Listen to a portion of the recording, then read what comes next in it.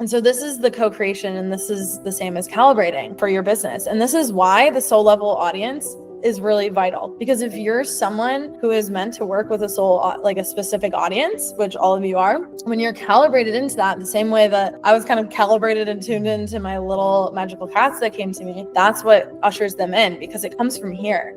I can feel the month that I'm meant to have. Of course, it's a bit of a co-creation.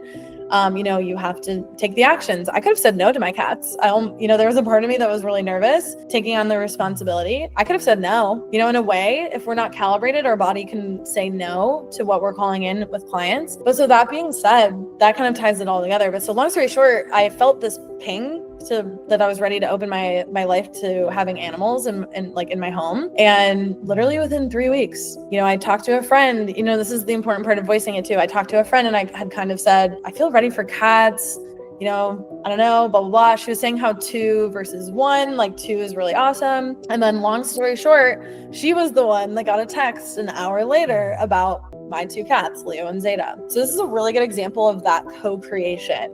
We can make things happen. There are very, very, very potent and powerful businesses that work in the 3D, but we're talking 5D here. Like, you guys are 5D people. Priestesses, we got some wizards in here. That being said, this is a really important part of it, that dance. I could have felt the kind of call for the cats and kind of like let it go. And I also could have said no when my friend texted me about these 2 little angels who are now sitting behind my computer. I wish I could show you guys. But that being said, that's why the dance with it is important, and making sure that you're taking the aligned action.